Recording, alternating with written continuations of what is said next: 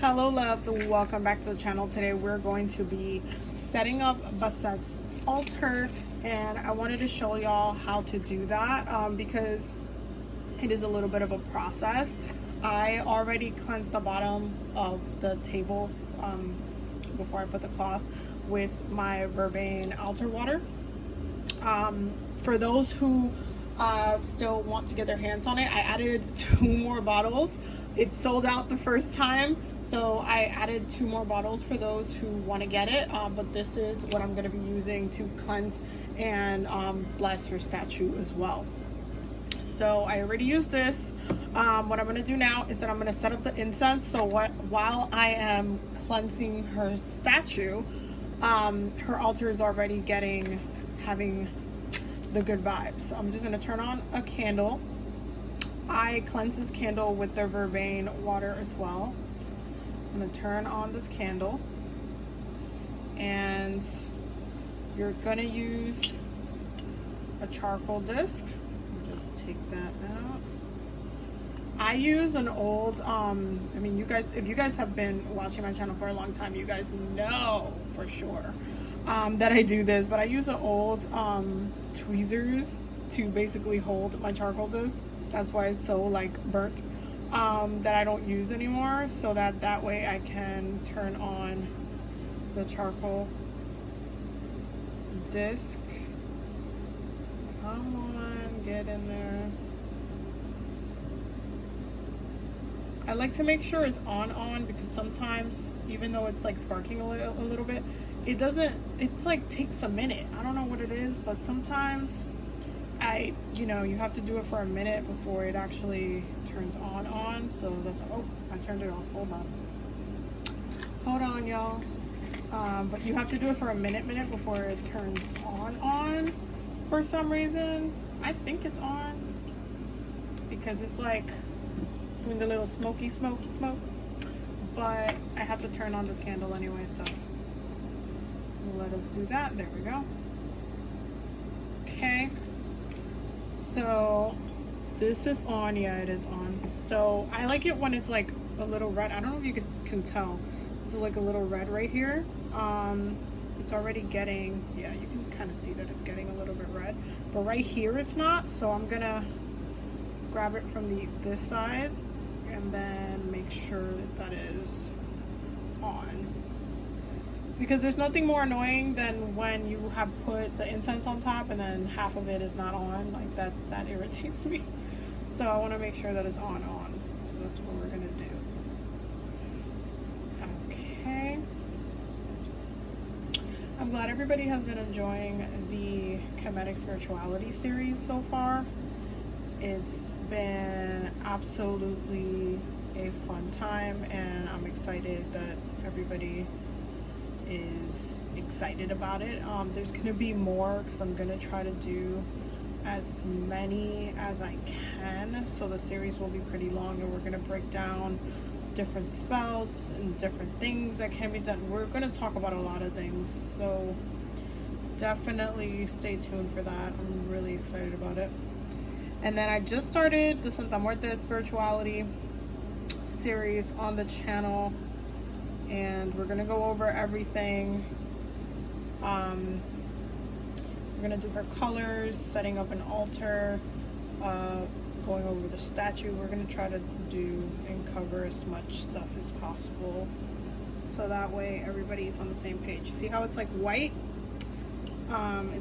It's like reddish, it's whitish. That's what we want. We want it to be smoldering a little bit. We want it to be on. Okay, so I'm just gonna flatten that out. Okay, and then let me just move that. What I'm going to do is I'm gonna get, there it is. I'm gonna be using frankincense for this. You can use frankincense and myrrh if you want to. I just wanted to start this off with some frankincense because frankincense is just the OG. So we're just gonna pour some in there, and then it's going to start doing its thing. Then we can close that off and it'll stop tipping over. And boom, we got frankincense going. Frankincense is doing its thing. I like to go over the altar space like this while it's going. Oops, sorry. I'm just gonna put it back here for now so it can do its thing. Frankincense is, because frankincense ends up covering the whole room because it smokes that much. What I like is that it will go over the whole entire room, and the whole room will be blessed. I low-key kind of want to add a little bit of catnip to it, so let's do that. Let's do that now. Let me just add a little bit in my hands. I'm just gonna add a little bit, like that much, to it, just to give it a little more of an herbally sensation in there. Because we are preparing this for Bastet, so it should be, you know, kitty friendly. Fun fact: my cat does not like, for whatever reason, she does not like catnip. Like, well, it's not that she doesn't like it, it's just that nothing happens. Like, she doesn't care for catnip at all. So I'm just gonna bring this back here for a second. Just move this over here. There we go. I'm just gonna give this a shake. I'm gonna take a little bit, like a good amount, like that amount. And then I am going to take her statue and I'm going to cleanse all over it. So I'm going to start with the head. There we go. Another reason why I wanted to redo my Bast altar was because the last time that I cleansed it, I had changed where the altar was, and Luna I put her in my working altar because I was doing a lot of work with her, and Luna started Luna literally just came. She's like right underneath the camera.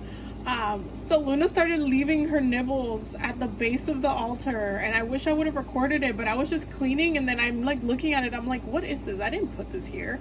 And it was her nibbles, you guys. It was her nibbles. Luna was worshiping herself, like she was giving herself offerings. What in the Leo energy is that? Like, I was just laughing so hard. I told Babe, she was laughing. It was just so random. Like, it was super random, and I'm just like, why did she just put nibbles at the base of her altar? That's so funny. But yeah, she just gave herself her own offering. So I wanted to put her back in a lower space so that way she can kind of have access to it. So this is an area where she generally goes to often. So that's why I am changing the location as to where it is. I generally like to keep most of my Kemetic Netarus together, like in the same general area, because they are in the same pantheon. There's only some of the spirits that you shouldn't be putting together, but for the most part,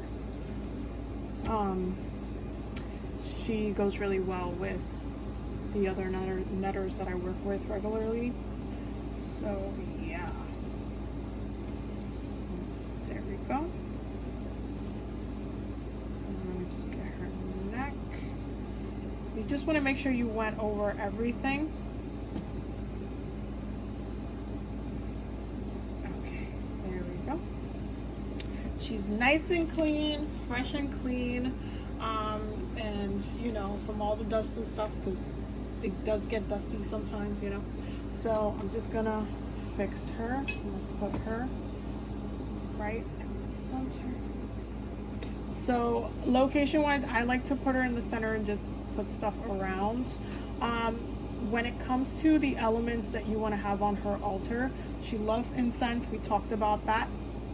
Let me move this. She loves fragrances. She loves this one. I'm actually gonna keep at her altar just so I can charge.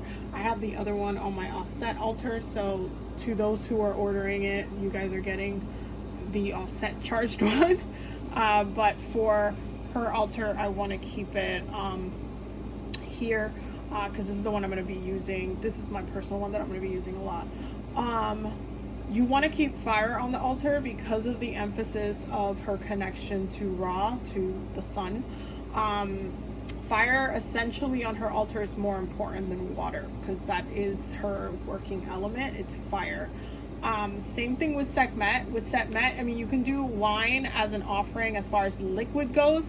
I do my libation offerings a little bit different because I do all of my spirits water offerings in one shot, so I don't have separate little glasses in each altar for water for each one.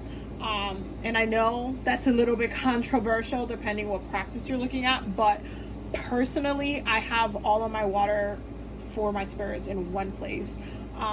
And it's more closely, you know, when you're looking at espiritismo, it's more closely to that than, you know, having it all over in every single altar. It's just a lot, especially to change the water regularly. So I do the wine glasses and I follow the protocol within basically like brujeria, Latin American, specifically brujeria. I follow the protocol within espiritismo for my spirits with the water, so that way they can come through all the fuentes and get their specific libations that they want. So that's how I personally do it. So I'm not going to put water on her altar, but fire should be on her altar regularly. I like to keep one of these candle holders. You can even do a tea light and you can just light it every day, but I like to do one at least every day, just to give it that oomph of the thing. So one of the things that you can do as well is you can run her over through the frankincense, just like that. But it's also right next to her, so that's also fine. I'm gonna move this to the front because I'm gonna be putting this. This is something I got at the Dollar Tree a couple of Dollar Tree haul videos ago.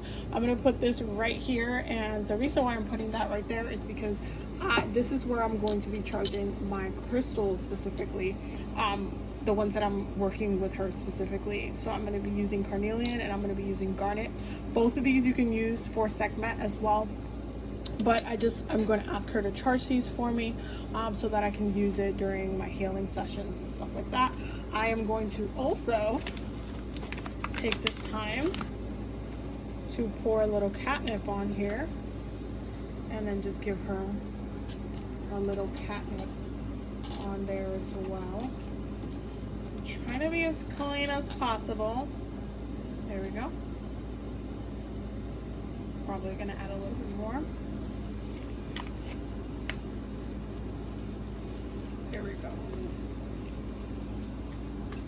She's like, Luna is literally has not moved from underneath the camera. She's like watching everything that I'm doing right now. So that's pretty good. And then I'm gonna add a little bit of vervain right there as well. Vervain should be on your Kemetic altars because it is something that keeps the altars sacred. So I'm just gonna add that there. So it looks like that. I hope you guys can see it. It looks like that. Okay. I'm gonna put that right there. Okay. Then I'm gonna move this right here. And it's looking, let me just move this right down. There we go. And it's looking very much put together. So as one of her offerings, I'm going to be giving her oats, okay, which are one of the offerings that I mentioned that you can give her on her altar space. I'm going to put it over here, right there.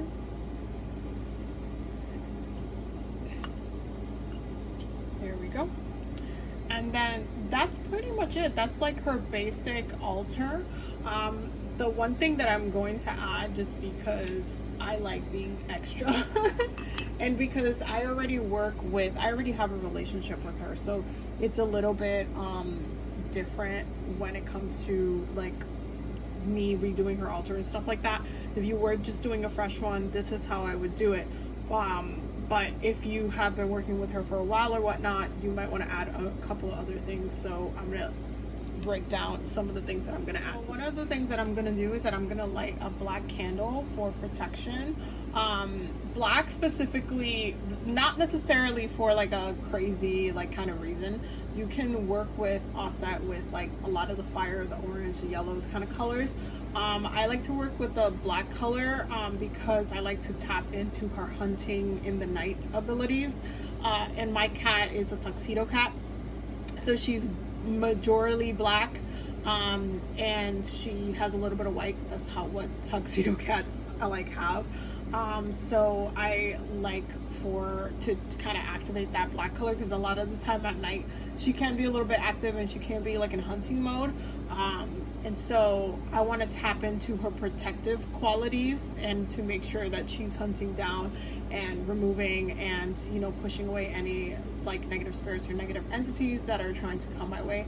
So I'm going to just light this as is, but I'm going to be cleansing it first. So I'm just going to take a little bit of the verbane water, and the same thing that I do with my Florida water. I just put it in my hands, and then I rub, and then I just coat it, give it a nice coat. Okay, close that off, move that right there, and then I'm just going to light it and ask her to protect me during this time. Make sure that I'm protected, make sure that I am safe, make sure that nothing comes into the house. I do a lot of protection work within the house with my cat. I always, you know, make sure that we highlight, you know, nobody coming in that's not meant to be here, no spirits coming in that are not meant to be here. So I like to kind of add that to the candle, making sure that she's protecting the home from any spirits that have, you know, negative intentions or anything that, you know, will add any negativity to the space to any capacity. That's what I set that intention for. I'm going to leave that one there. And another thing that I like to add to the altar, I always put this at the base of her altar, but these are my cat's whiskers. And no, I didn't pull them out. It just happens to, she loses them sometimes. And I collect them for spell work. I'll break down the properties and stuff in another separate video, but I like to charge them at the base of her altar. And so that way they're good to go when I get to use them for spell work. So they double as offerings, but you can also charge it for spell work and that use. So I'm just gonna put it right here. Oh, hold on. To just put it right at the base. And I know that's like seems like a really random offering, but that just keeps her connection to my cat as well. So that way she knows what, like, as far as obviously she knows that I have a cat, but that way that connection, that bond, that relationship keeps. So yeah, so that's pretty much how I set up her altar, regularly speaking. And we'll be doing more work with her and different spells and different things that you can do. So that way, you know, you can build your relationship and such. Bastet is one that I like to work with daily, just as, you know, she likes to spend time just as much. Like, one of the things I mentioned in her video is that you should have a cat if you're going to work with her, because a lot of her messages and a lot of the way that she likes to communicate is on a personal level, because she manifests as cats. So it's kind of like the same thing how with my cat and her relationship is with me. Like, she'll come and be with me and spend time with me when she wants to, and then when she doesn't, she's just doing her thing. She's doing her thing. So it's not an always constant thing, but it's a daily check-in, like you are checking in daily. So one thing that you can do daily is do a prayer daily, ask for protection daily, thank her for being in your space daily. You can give her incense daily. Tomorrow I'm going to be doing the incense sticks, the Egyptian jasmine, because it just smells really delicious, and I know that she likes that one. And just making sure you keep that connection, and if my cat, you know, loses another whisker, I'll put it in there.